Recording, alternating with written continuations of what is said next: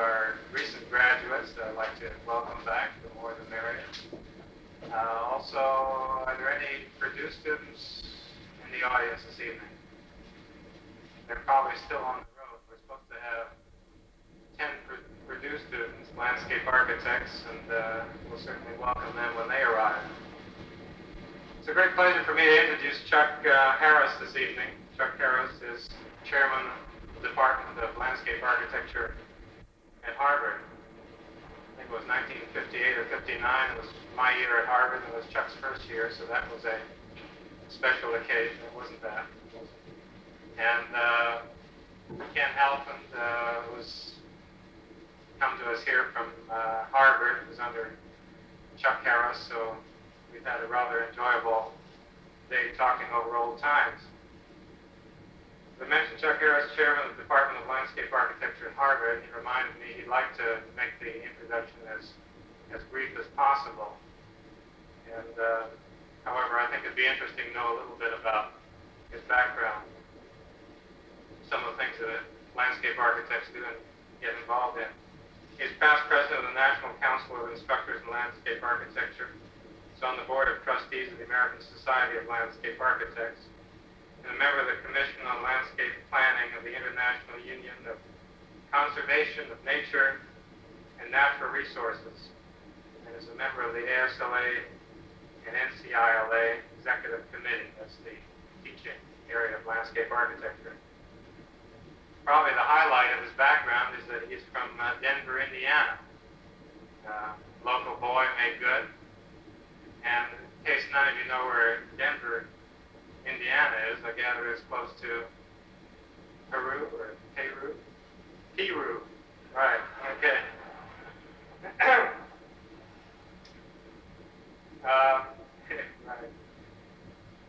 He's a graduate of the University of Illinois, traveled through Europe, North America for 6 months on a Ryerson Fellowship. A special interest, took a motor scooter tour through Europe and Asia to experience and study their natural and rural landscapes. Prior to coming to Harvard, he was an assistant professor, taught landscape architecture at the University of Illinois. He's practiced landscape architecture with the firms in Illinois, Indiana, Massachusetts, and Pennsylvania, and has worked in Italy as chief of landscape section in the Rome office of the Architects Collaborative International Limited in designing of the University of Baghdad, Iraq, from January 63 to 67. He was one of the principals in the landscape architecture firm of Dover, Wahlquist, and Harris, Cambridge, Mass. He's a co-founder and executive director of Resource and Development Consultants International, Cambridge, Massachusetts. He asked me to make it short, but maybe I've made it longer than he would have asked. I mentioned in one of the classes today that with some of our other lecturers, I'm sure we could put all sorts of exciting slides which would keep everybody's interest. But there's some other things that are involved in architecture, landscape architecture, which has to do with offices, management of offices. You can be a fantastic designer and go out to the field, and you're just going to perish out there. So I think it's very kind of Chuck Harris to come and maybe explain some things to us about organization and management of design firms. It's sort of a test for him also, I believe. So certainly welcome. Chuck was going to, actually, we were hoping that he would really do something for the field of landscape architecture, but he's going to talk mainly about architecture, which I said was fine. We're all in this profession together, whether it's planning, landscape architecture. So this evening we'll mainly talk about architecture. Chuck Harris. Thank you. Welcome.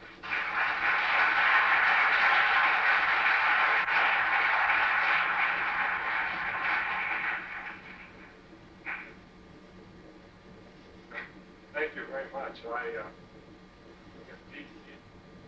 say that I'm from Indiana, but either my introduction or my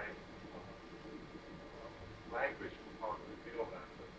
But it's always a pleasure to come back. And one of the things I always find very rewarding is to find so many friends and fellow landscape architects throughout the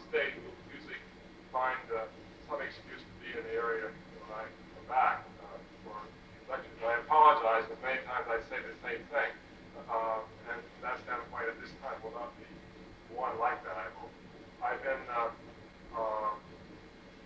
observing that what activities are going on here today, and I think that the role of the designers, whether they're architects or vice architects, is a very important one. But as John said, one of the big problems we all face is the challenge of trying to organize and deliver those services in an effective way. And so this is the area that I have more recently become very concerned in, although I'm not an expert in management or organization of design firms or any other firm. But as a result of some of my own personal experiences in trying to grapple with this problem, and not exactly starving, or haven't yet, I've become to appreciate the fact that we're going to do something more than we have in the past. In this lecture that I'm going to present to you this evening is broken into about 3 parts. The first part is kind of an overview of what I think are some of the problems, and most of them you will have heard, read, or at least thought about in your own terms before, but just to reiterate them, I'm going to cover them.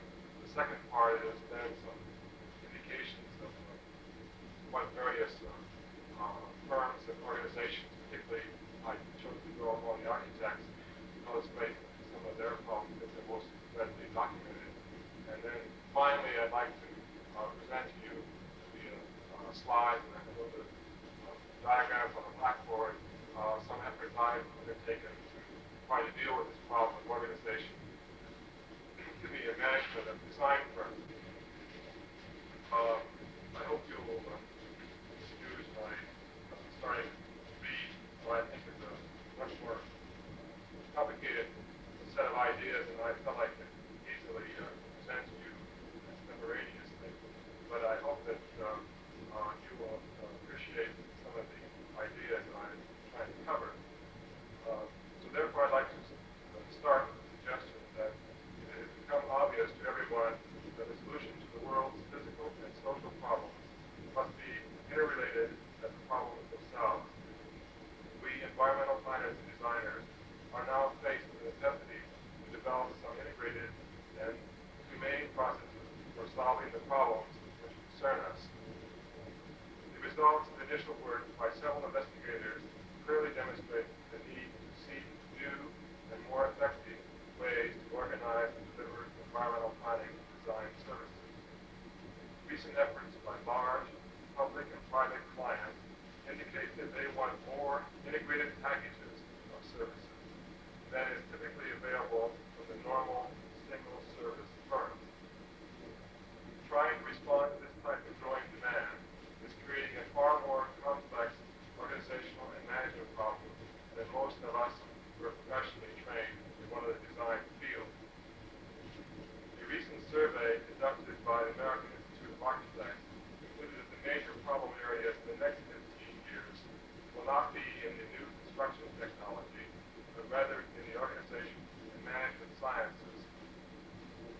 Thus, I feel that our existing professional service organizations are faced with the realization that the old mechanisms, the old hierarchies, the old politics, and of course the old big sell approach to marketing our services will not assure effective delivery of our professional services in the future. Some professional organizations are starting to respond to this challenge through forming joint ventures on a project-by-project basis.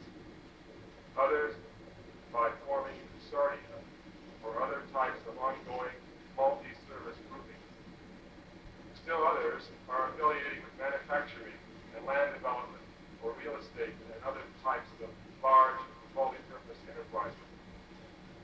It is the thesis of this lecture that except for the largest firms, few professional service organizations are seriously seeking new organizational and management concepts and techniques that are needed to deliver their services. Now I'd like to briefly illustrate what I think this thesis represents. And to do this, I'm going to draw upon results of a recent study conducted by Professor Edgar H. Schein of MIT, who this spring completed an extensive study of new directions of professional education. This was done as the 10th of a series of profiles sponsored by the Carnegie Commission on Higher Education. And his study found several major criticisms of the present professions and their educational programs. I have summarized them as following. Number one, the professions are becoming too specialized in both their practice and their training. Two, the entry into these fields and schools has become too rigid and standardized. Three, the professions have not become responsive to the needs of many clients and users of their services. And four, professional schools are not providing training for their graduates who wish to become members and, more importantly, managers of intra-professional teams and organizations. When you contrast his criticism of these projected future, or these present future problems of our service professions into our economy, it is estimated that it's going to be about tenfold over the next 25 years that these professions are going to be growing. And this, to me, suggests that something very dramatic has to be done in order to respond to this anticipated fast growth in the service industries, among which our professions are very element. Such estimates of potential market for services has spurred a new type of professional to enter the area of practice that we call environmental planning and design. Many of these new professionals are systems analysts, computer specialists, and management consultants, to name but a few, who are or were working in large research, manufacturing, and other types of service organizations. They have an entirely different outlook to their work. They have none of the traditional constraints of professional ethics or state licensing boards that most of our environmental planners and designers seem to share. They see that more and more new and old clients are putting an increasing emphasis upon the end results rather than upon who does it. They are also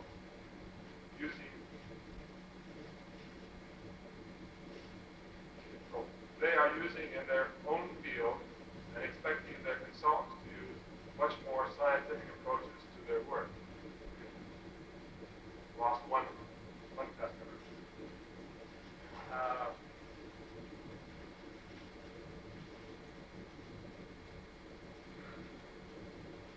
Thus, in the coming years, more and more clients are expected to seek out service organizations who have the means to deliver both the pre-design and the post-design professional services, as well as obviously the design services.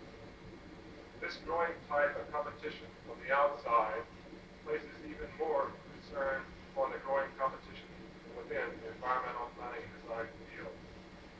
I would like to illustrate this point of competition and the problems that are coming up by taking as one example some recent observations concerning architectural practice.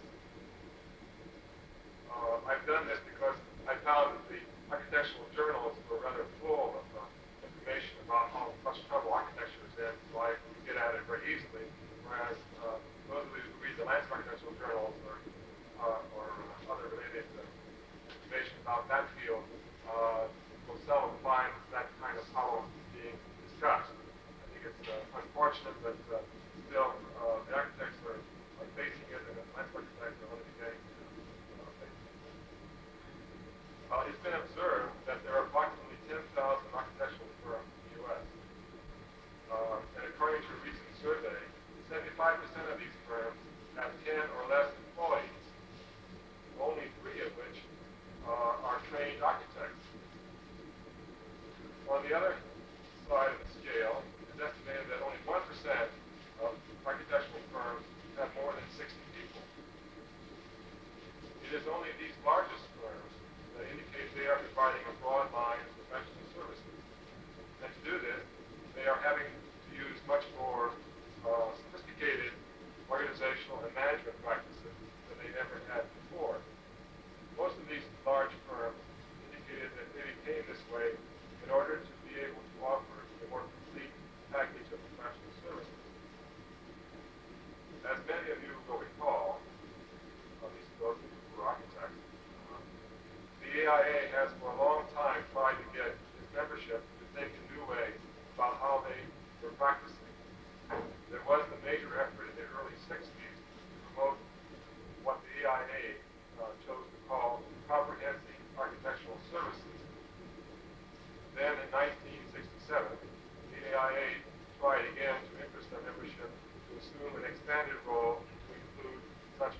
design services at site location, economic analysis, etc., or post-design services such as the management and construction projects.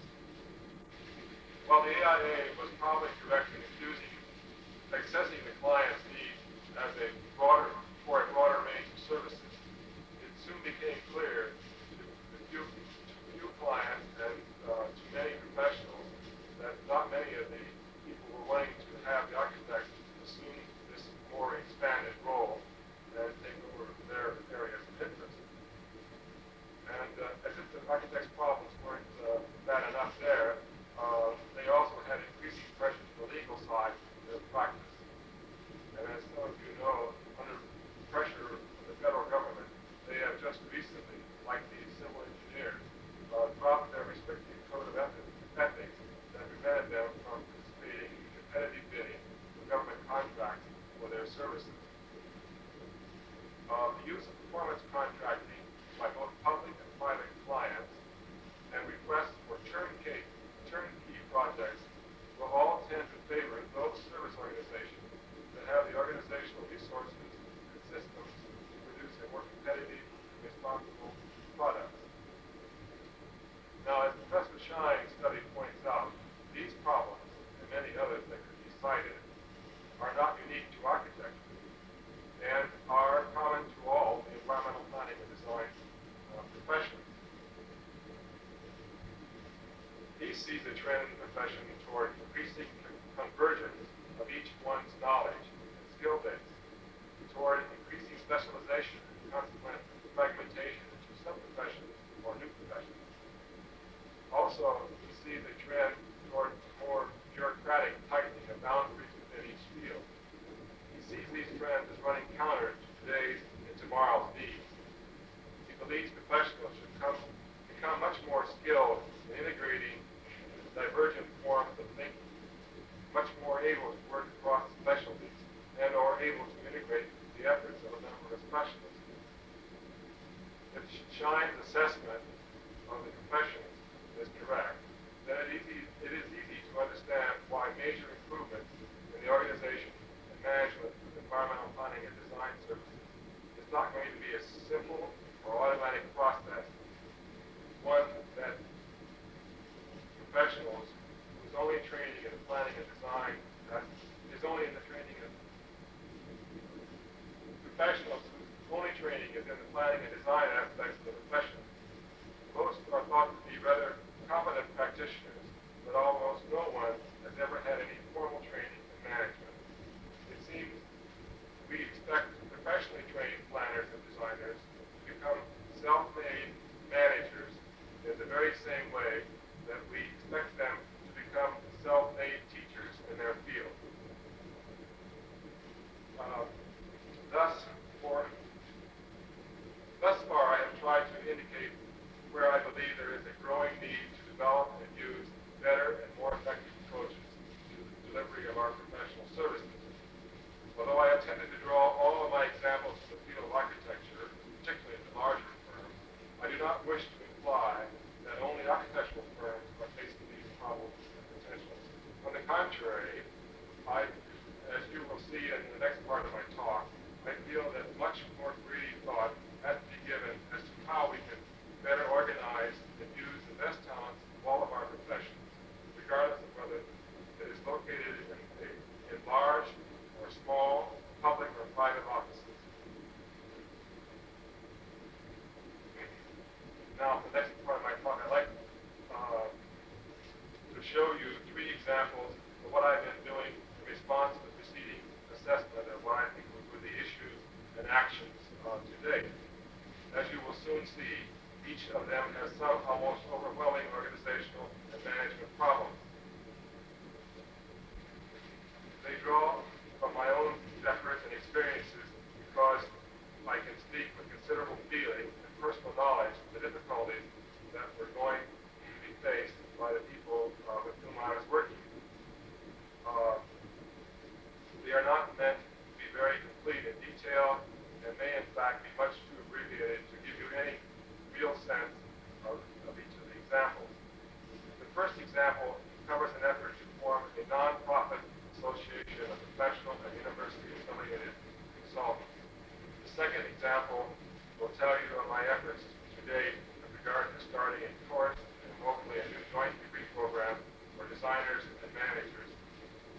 my third example is one that is only in the initial formulation stages and could benefit from your most candid comment at the end of this lecture. Now let me turn to my first example. It started largely as an outgrowth of my returning from working in a large overseas project. The experience of working overseas was followed by, as John Lansky has mentioned, a 4-month motor scooter trip from Stockholm to Calcutta. And during that time, I'm bouncing along the road, fighting my way through landscapes of all types. I began to see in perspective the great need for some new approach to the organization of our professional services that they were being delivered both overseas and in our own country. And luckily, for me, at least when I returned to Harvard, I had the opportunity to meet and work with several other individuals who shared my concern and desire for some change.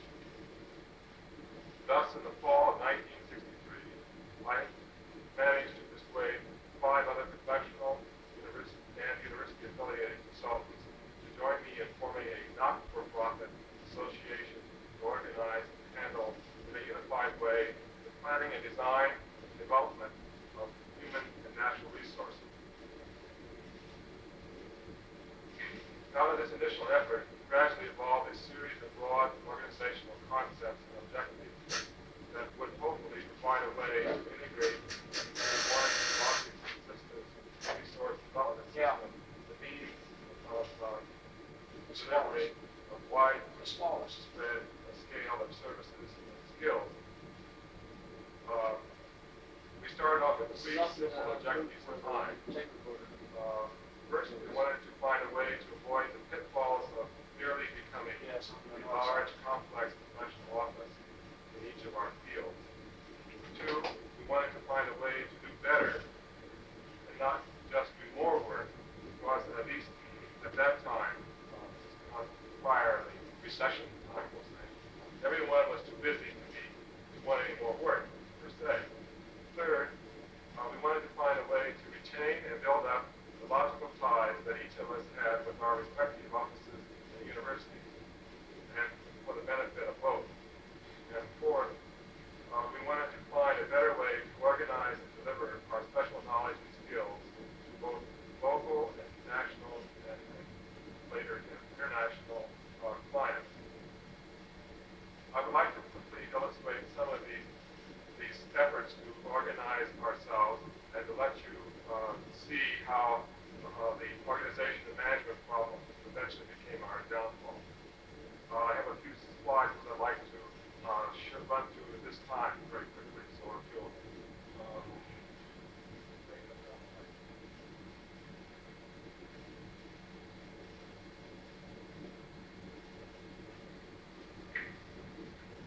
these first 2 slides indicate what are the range of typical types of offices that are found, whether in architecture or planning or what field.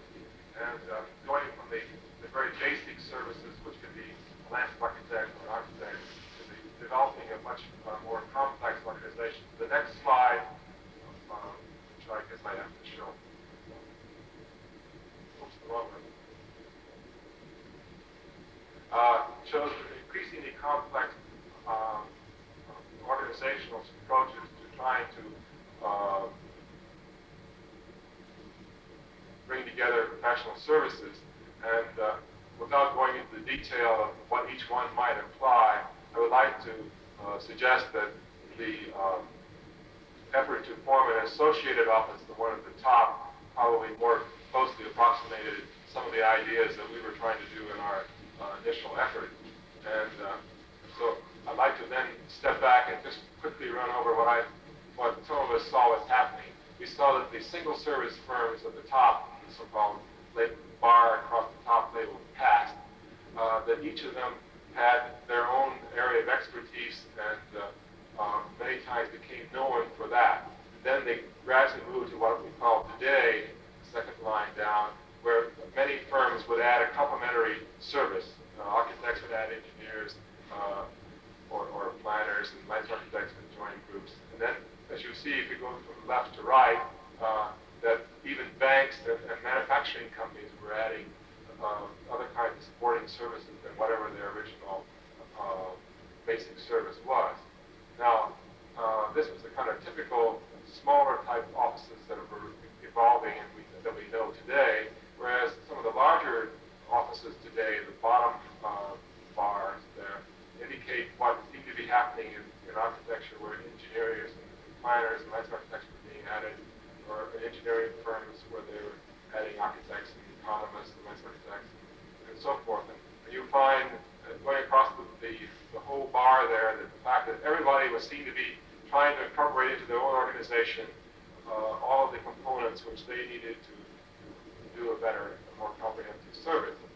And many of us who have been involved in these single service areas or a single professional area began to wonder whether we were going to be forced into this kind of a model or whether we could retain our identity as individual practitioners.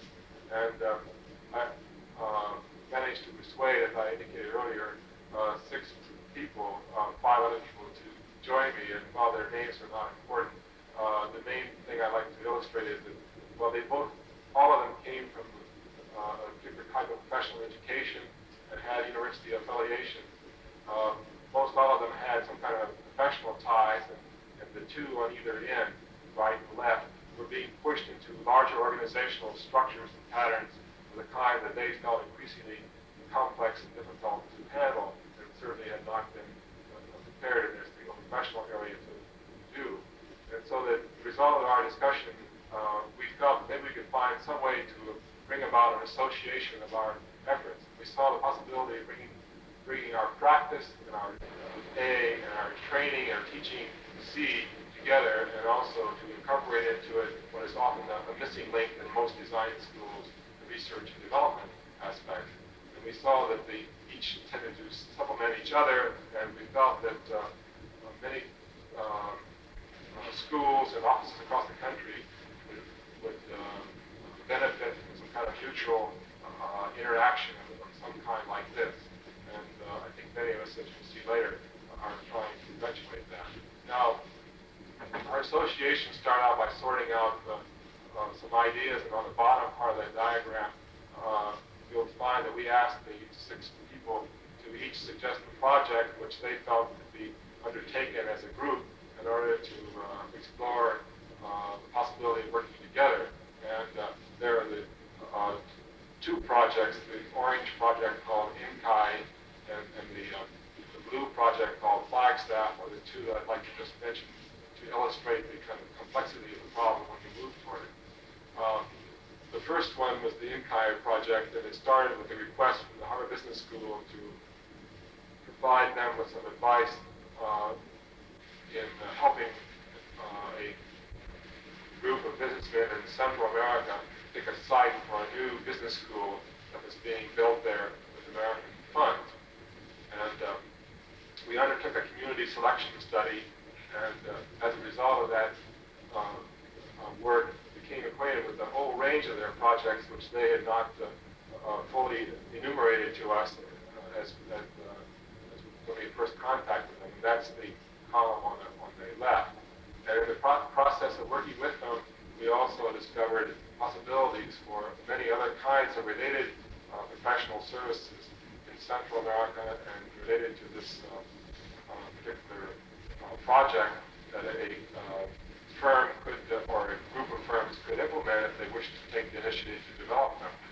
Now, just to roughly run through the illustration, the best location of this business school to serve all of Central America. And each town was vying for the new college, and they were entertaining and wining and dining the committee. And the committee was getting very confused. And it was at that point that they decided to call an outside consultant to come in and do a scientific study and advise them what to do. The result was that we did a study and advised them what to do, which ended up that they should locate the university up on the hills outside of the capital city of Nicaragua. And but it was the only town in all of Nicaragua that wasn't offering a free site and a lot of other goodies to go there. And so the committee was very upset by our recommendations that we should locate where they had to buy a site. And our suggestion was, well, if you want to get a site in the area, we'll work out a strategy to get you a free site. And so what we did is we did a complete air photo interpretation and resource site analysis, and found about 5 different zones in the area where we wanted to locate that we felt would hold the university or the new school. And then we announced in the local newspapers that we would take offers of free land in those zones, with the expectation that the development possibilities surrounding the university would be so great that they would more than recover the loss of their property if they gave us that land. And we had 5 offers, and they were then began to scramble to give us the best deal on free sites. And so that in the end, the school got a free site, and it was up here on this particular location overlooking the city. We also then did work to plan the land use around the area. So we actually developed the land development plans, which would surround the blue zone, which is the proposed new campus. And so the consortium of about 5 or 6 landowners got together to compile, bring together this land, and then they undertook the development of the site itself. Now, our experience in that project began to show that there was a lot of opportunities, at least we saw, for delivering unusual packages of services. But the problems of finance and organization and operation overseas was a very formidable one, and a lot of us ran into problems of not being able to sustain the project financially. We weren't making enough money to do the work that we felt to be done. This is a picture of the architect's sketch of the new campus at one point. So out of this came an effort to try to figure out whether we were doing something wrong. We didn't make much money. We didn't generate those actual projects over there because most of the association didn't want to put in the money to do it. They didn't have the political contacts to do it. And a lot of other related problems which suggested a larger, much more complicated organizational approach. So then we decided maybe we should do something at home back in the U.S. And so we turned to a young business school graduate whose interest in development of a ski area had brought him to the School of Landscape Architecture at Harvard to have a model made of it. And in the process, he became brainwashed as to that he needed to have some professional design help. And in the process, we then sold him on a whole series of things that needed to be done in order for him to carry off this project. And as the project evolved from that of a single set of services, we, with his help, identified another range, which you'll see on the far right there, of services which he had not thought about and we didn't have in-house. And one of our problems was then to try to find competent people, obviously, to fill those needs. And we had to scramble around like every other professional firm does, at least at the beginning, to try to figure out who could do them. Then you run through all the risk of getting people to perform well or not. The project was up in Maine, in that large orange dot up in the middle of the map there, and it presented a very unique mountain and lake, man-made lake against one of the last of the major developments in Maine. And a lot of us were very questioning whether the area in ecological terms should be developed, but if the program for development could be guided carefully, perhaps one could save a lot of the natural qualities and still provide recreational community and resource development up there. And we developed this general master plan for about 20,000 acres on this mountain. And he then started to undertake the raising of $10 million to build the project of the first phase. Unfortunately, while our planning of the effort went along rather smoothly, his raising of funds to build it didn't. And he went into bankruptcy, and the whole project went into other hands, and it's evolved over a long series of agonizing readjustments. But the main point I think that came out of this, as far as we were concerned, is that the lack of having ability to advise them and work with them on the management and finance areas was a very serious limitation to our ability to see the project carried out in any way along the lines that we felt was maybe appropriate for that area. And at that point, several of us said that, well, we can't go ahead with just selling professional services. We should try to find ways to deliver more complicated services than just the professional design services. So at this point, we kind of drew this diagram which said that out of these two experiences, that clients come to you saying they have problem number 1 or 2 or whatever, and when you get done talking to them, they find out they have a whole range of problems which they've never really thought about, and maybe you're not able to handle. So we saw one of the first services that a professional group could do would be to help the client sort out or diagnose his problem. And then in the process of sorting that out, try to help them find ways to match up their needs with professional services or types of resources that they would need to do it. And so this evolved into a more complicated concept about what we thought the professional service organization might do. And for purposes of just illustrating the kind of organizational complexity that we moved into from that experience, we saw a clustering of firms and service agencies ranging from the bottom there where you have construction and technical, commercial, industrial production things up through finance and land development activities, and on through a whole series of possible clusterings of services that could be organized and in which the environmental planners and designers would be expected to work. We envisioned that perhaps this could be done in some rather complicated systems way, using various types of services and feeding them through some kind of computer system or other. I'm not going to elaborate on it, but for purposes of the kind of simplistic diagram, we saw that the central square there called system was like a computer bank or board in which the demands on the system would be made from either side, either the users of the services on the right or the groups who are providing services on the left. And hopefully through a too complicated way to explain here, we saw that the possibility of matching up user needs with professional services in a more systematic way than perhaps had ever been tried before. This got us to a point where we decided that if we're going to try to do something like that, we would require a lot more professional help than we've ever had in our original professional group. And at that point, we decided to turn to some business management people at MIT and Harvard for their help.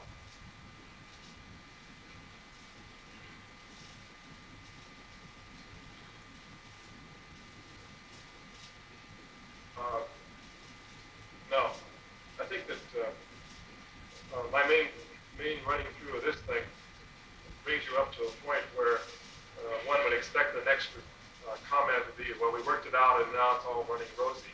But that isn't true. What we found was that very few business school people knew anything about the kind of professional services that we were trying to deliver. Not many of them knew anything about what the professional organizational management problems were, and most of them didn't see any big money in it for them in any way, and so that as a result, not much help or encouragement was given to us. And some of us are still trying to struggle with some kind of organizational management problem. But this led me to the conclusion that if the business-trained people weren't going to be interested in our problems, then we should try to find some way of doing it within our own resources. So while it doesn't offer immediate solutions, I started a second effort, which was to promote some new courses in the management of design firms. These people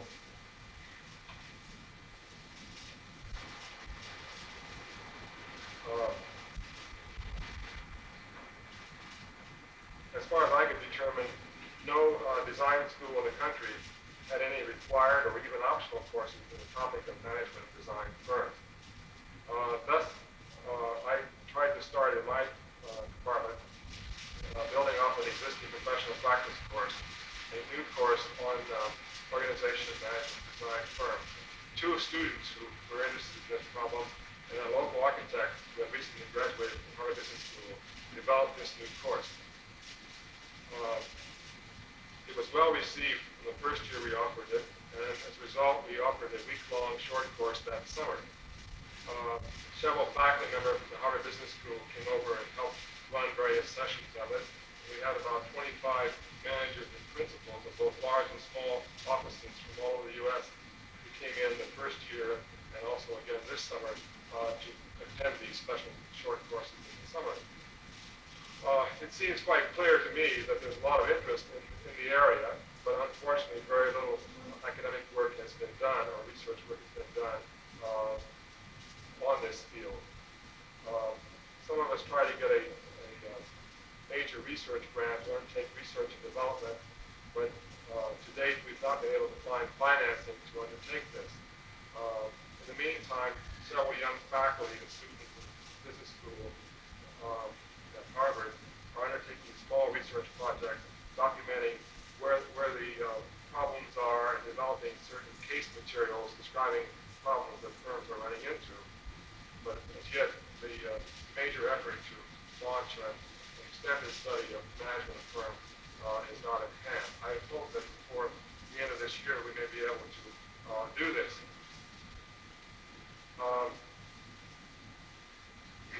Now, let me turn to my last and perhaps most complex, but admittedly still the least developed of my efforts to grapple with the problems of management and delivery of professional services. This third example evolved in my mind as a result of working on the previous two examples, plus considerable reading of such creative organizational and management system specialists as Eric Yancich, Peter Drucker, and most recently, the author of the report I spoke of, Edgar H. Schein. Some of you may know the work of Peter Drucker, who's an author of several very popular books on management. If you don't, I recommend you looking them up. I would suspect that few of you will know the work of Eric Yancich. He was a consultant for the Directorate of Scientific Affairs of the Organization for Economic Cooperation and Development. He's the most remarkable and innovative thinker that has ideas that I believe can radically change many of the ways we work today. For those of you who have not read his work, there are two most recent articles in Acoustics magazine. I refer to November 1969 issue, discusses integrative planning for joint systems, the emerging roles of the university, and the December 71 issue on inter and transdisciplinary university, the systems approach to education and innovation. Don't let these titles put you off, but I think that the material that he has in him is very timely and extremely challenging, and has hopefully provided some of the inspiration for what I think is the third and most recent example to try to grapple with this problem of delivery of professional services. To introduce and explain my last example, I would like to draw for you a set of diagrams which will reflect some of my perceptions of how the field in which we're working are working. I'll go to the blackboard. If you can't see the diagrams or have any problem with that,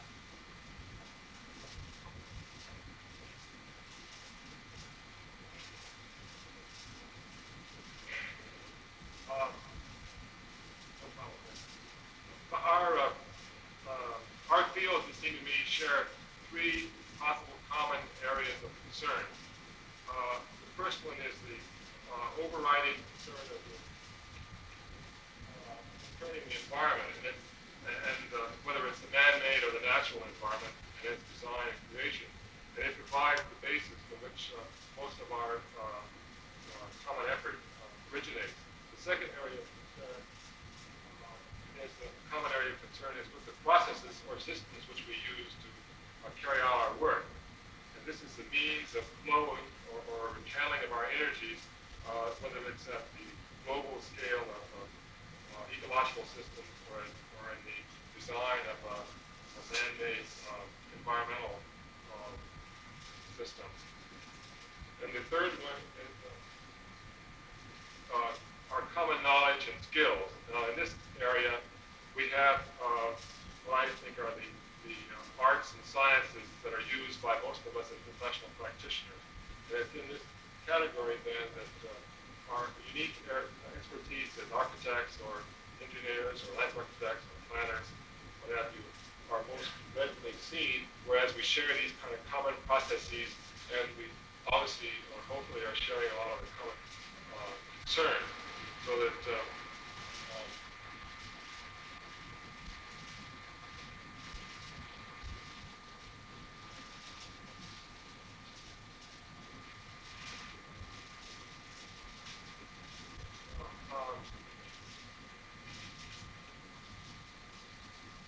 my next diagram is one which is slightly more complicated, and it's based on what I think is a typical university organizational structure, where each college or school within the university has been organized around some unique contributions that it can make to the university and to our society as a whole. For a variety of very good reasons, these vary with each university, and my example would be very general. It assumes that each school or some part of the university academic activities have a responsibility for a discrete area of knowledge, or typically called a field, a discipline, or a profession. Now, the diagram I've developed to illustrate that is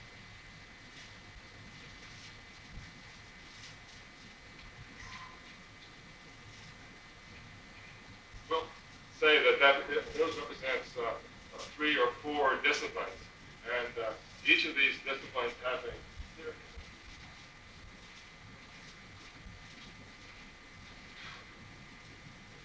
of common concerns and processes and professional knowledge, we'll say, unique to them, which they have developed.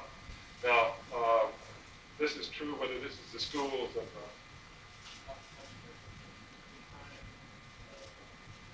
any other school or sub-part of a normal university. You can have, then I see evolving in those schools common programs which reflect many times these common concerns and the utilization of this common knowledge. And what the traditional professional training programs did was assume that each one of these disciplines was a more or less an autonomous or self-contained system, and didn't necessarily need the benefits of the other groups who were even in the same school. Whereas I see now emerging in many schools a search for common problems or focuses.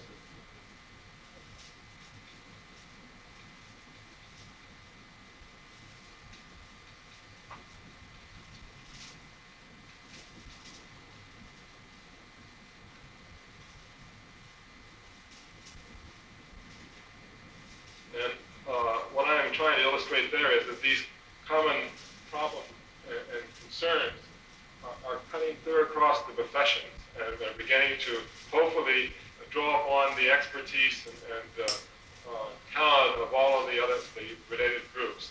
Now, this is that where a school of architecture and planning, like here at Ball State, or whether it's a school of management and business, it really doesn't matter to me. But as I saw it evolving, that these common problems they're working in don't just stop within the disciplines which are represented within the school, but obviously reach beyond that. And so my diagram then turns to the other side of this coin. I'm sorry I don't have that portable mic.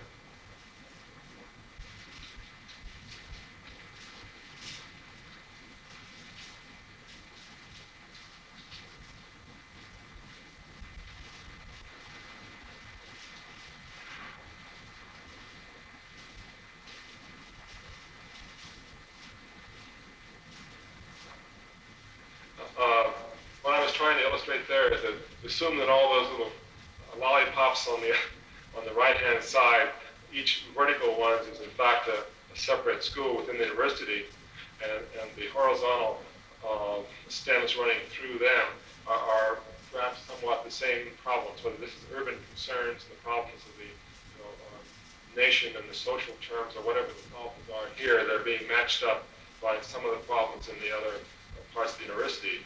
And what I'm trying to show in the middle there is that there might be formed university-wide programs or problem-focused laboratories which will allow the common concerns of all groups, both in the school and outside the school, to be drawn together to work on some of these common concerns. And so that while the disciplines, which are the vertical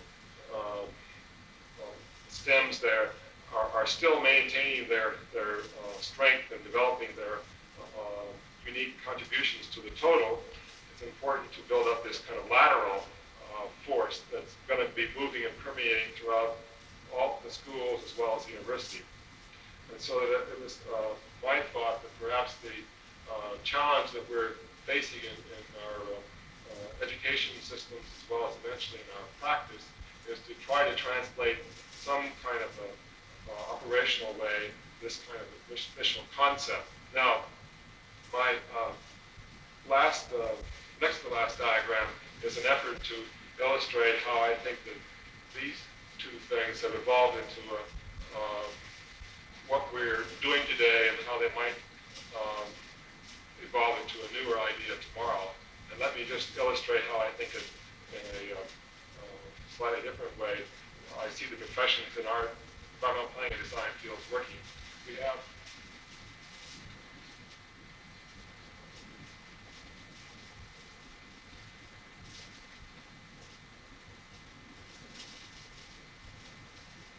we'll presume that each of those initials for planning, architecture, landscape architecture, and engineering represent some of the principles and ethics and standards which each of these disciplines, which are located there, have developed over time. And their procedures for working have evolved from that of the diagnosis of the problem to programming, what should be done, to the analysis, and so forth through the development of a package of services. And each of these disciplines has somewhat this same approach to solving their problems. They're trying to diagnose what the client needs. They're trying to figure out how to organize their energies. They're trying to get alternative solutions, and they're trying to get something built.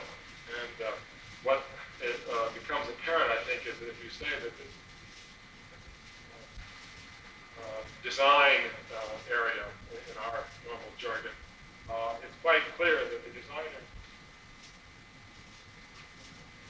or people who think of themselves as being primarily synthesizers have taken the real world, in which the problem is housing, if you will, and broken it up into pieces so the architects and the engineers and the landscape architects are each taking a little piece out, and they're taking a little piece of design that's related to that larger idea. And one of the main problems I see in our professions today is this kind of fragmenting of the real world by slicing the thing horizontally. And one of the ways I think we should very seriously start to consider is the possibility of organizing things vertically. Now, so this is the one challenge I see emerging from our present practice, and I can see that if we follow the diagram through,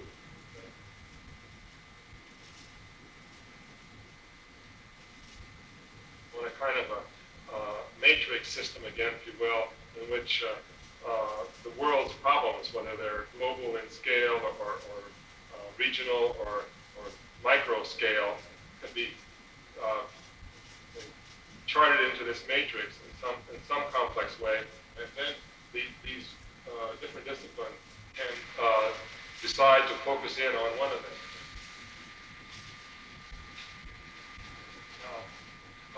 In my effort to diagram this evolving idea that we need to start to explore vertical linkages rather than the horizontal linkages, the diagram I'm evolving here begins to break down because it becomes quite apparent that there's maybe going to be more influence from the horizontal groups than there are from the vertical groups. And so then I evolved what I think is the a possible resolution of this more complicated set of ideas by suggesting that if you take these common concerns which appear and the systems which appear and the knowledge and professional skills which appear and channel them through the take a minute to roll.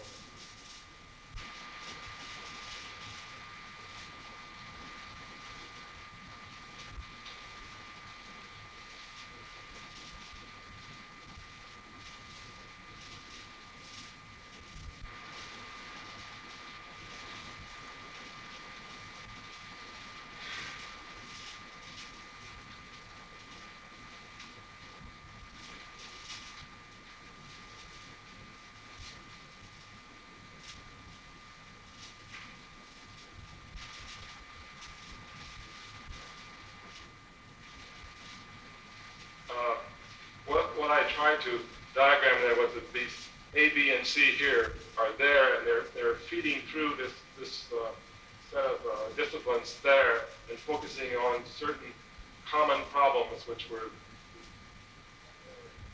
of that matrix up there, only on a professional exterior to university basis, we'll say, practice.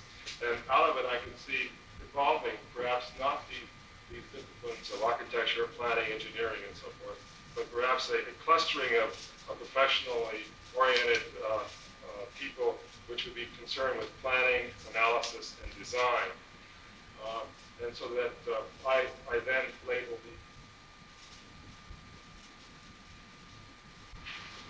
there's your CAD. Now, I don't know whether any of you have been able to follow the kind of circuitous and maybe I think slightly incoherent way that I've tried to draw this set of ideas, or even tried to explain earlier some of our efforts to grapple with the organization and management of design firms. But I think that it's quite clear to me that whether any of the things I've had to say about the solution to the problem or even some of the nature of the problem, I think we all are in need of giving much more thought to how we can organize and deliver our professional services in a more creative way. And I believe that every one of you have a responsibility to try to provide more imaginative solutions to the problems in the traditional professional practice ways we've been doing today.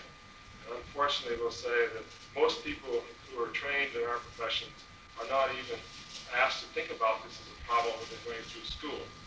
And you only run into it as a problem when you begin to practice. And at that point, you're usually so sucked up into a combination of doing your professional work and trying to keep the cash flowing in and paying the bills and keeping the employees happy and trying to meet the various other legislative, legal, and professional controls that one doesn't step back from the problem and try to pose any different set of issues to yourself in order to arrive at another answer.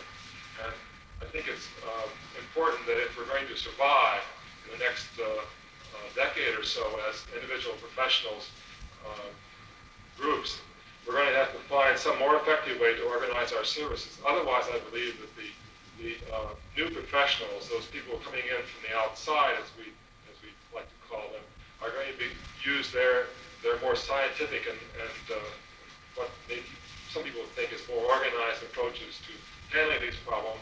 And many of them, because of their scale operation, have a much more management and other talents to direct that effort, and we'll be getting a lot of the very important activities and work that should be done by those people in our field. And I think it's important that we anticipate that they are going to be coming in on our turf, and not to membership in professional organizations tend to do. They try to draw a fence around everything. We should try to find some way to, in fact, invite them in, get them to help us. And one of the challenges is, in fact, to provide an opportunity to utilize their insights and talents in a more constructive way. And I think the work that we're going to be doing would benefit much more from, in fact, inviting a whole range of people to come together to work on common problems And obviously, as you get the more complicated organizations, whether they're permanent or transitory, there'll be more need to understand how they can be organized and managed. And I would appreciate your effort, I guess, in behalf of this growing problem. And I would like to have your comments or questions about what I have said here this evening. Thank you very much.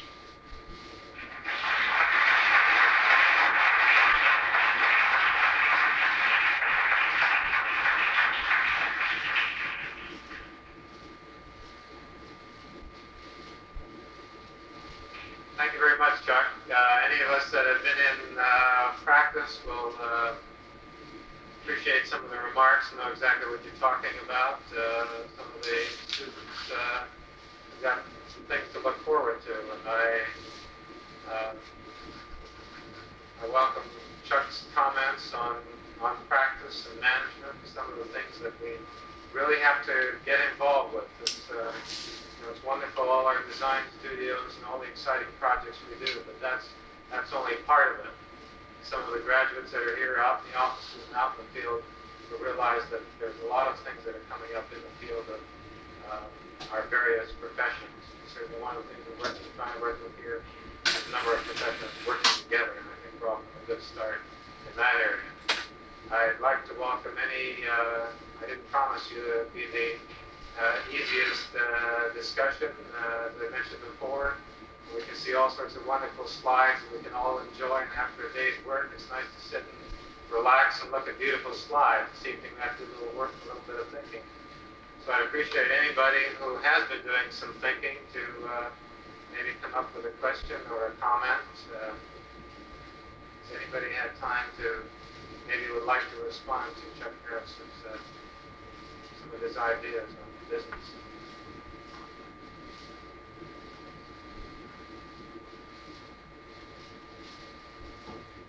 The question is, who are some of the firms that are doing this kind of work today?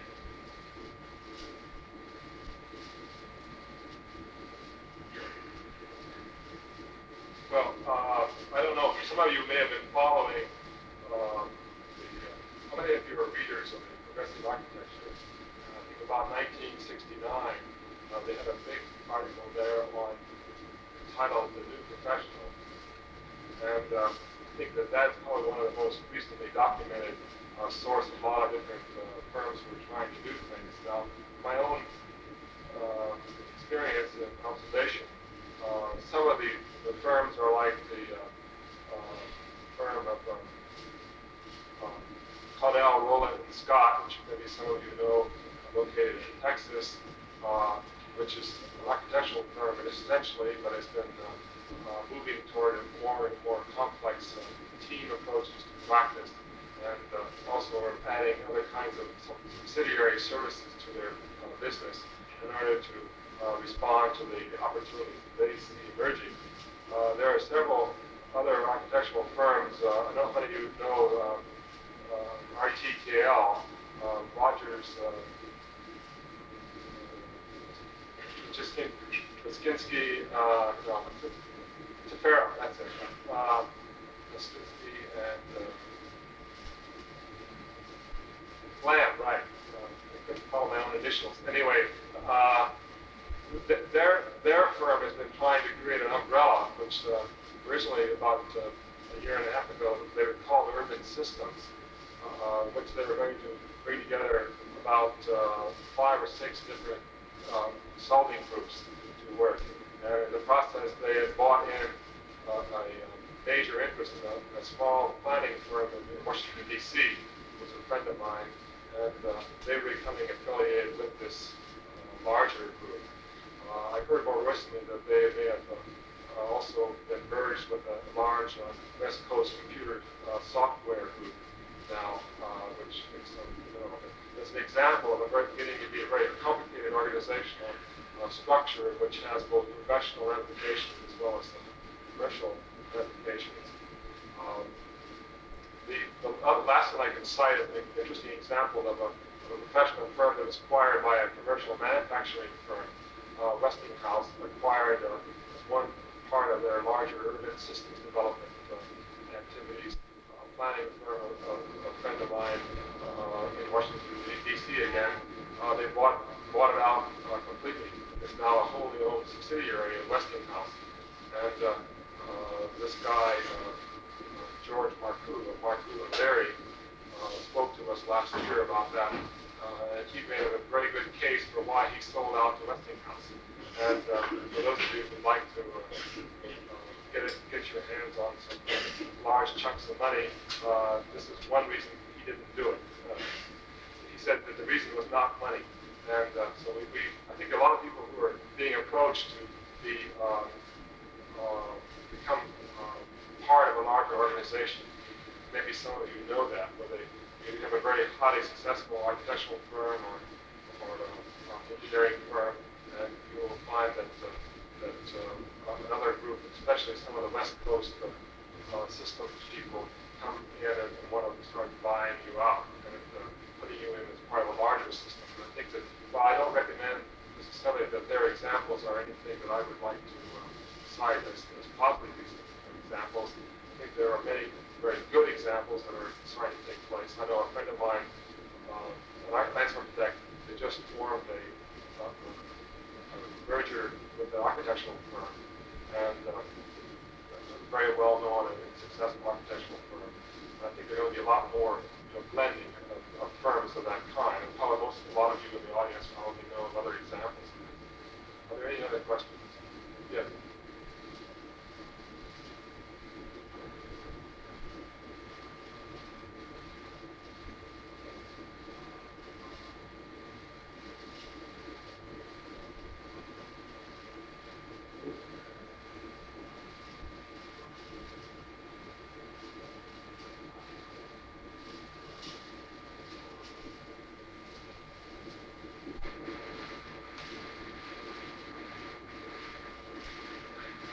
Yes, I don't know. Did all of you hear what was being said? No. Well, the main point that's being made is that the organizations become larger, their aggregate source of business and the type of work they're going to be getting also has to become bigger. And the last point you were making in that connection was the fact that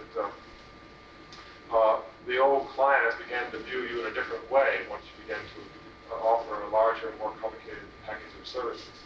And I think that's one of the big problems that many of the firms who are very quickly enticed into some kind of association are running into right now, because they, as you quite like my Lance architectural firm who joined the architectural firm, now some architectural firms who are using them are less eager to use them anymore. And the same thing is happening with regard to architectural firms that join with engineering firms. And there's going to be a lot more sorting out of the relationships.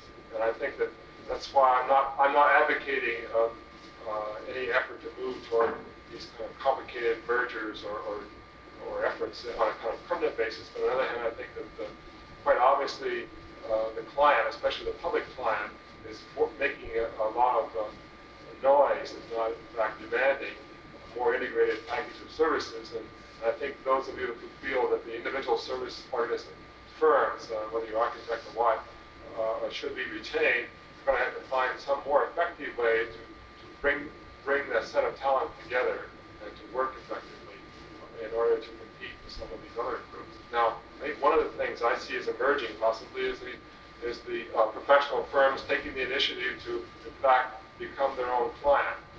And maybe many of you know, several firms, in which I know one in California just now has formed a development company and is undertaking land development, so that instead of becoming a client for a developer, they're in fact using their talent to become the developers. Now, they're going to run into other kind of problems. And so the complexities of organization and management don't stop. And every time you make a new deal, you got a new ball game, and most of us are just amateurs in this area. And I urge you to be very careful about any kind of hasty mergering or any kind of permanent relationships. Are there any other questions? Yes.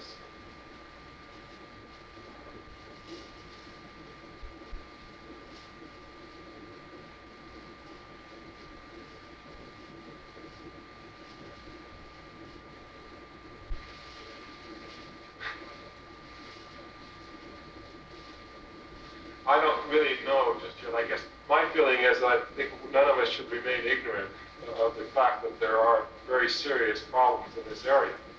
And that I think all professional practice courses in our schools, at the undergraduate or graduate level, should find some way to at least expose the student to this area of concern. Now, I think some students will, like in any other case, find an aptitude or interest in following this further, and I think that therefore there should be opportunities for them to do that. I think the business schools in our universities should be urged to allow these kind of non-career oriented people perhaps to come in and study some courses and do some work. I think also it would be important to attract students from the business schools to come and work with us in our situations in schools. And we have that starting this year. Matter of fact, at Harvard, we have a couple of business school students who want to come over and work with us in our studios to get the better understanding of the kind of management, organizational, business problems that we are trying to grapple with. And I think that this kind of cross-fertilization will take place. And hopefully, apparently an increasing number of designers are deciding to take as their second career of professional training a degree in management. Now, I don't think that's any cure-all, but that's at least some examples of what I think could be done for those of you who have an interest in this area. And I think there needs to be a lot more creative talent given to dealing with this problem in the same way that you're dealing in a creative way with design problems. Are there any other questions or comments? Well, thank you very much. Good night.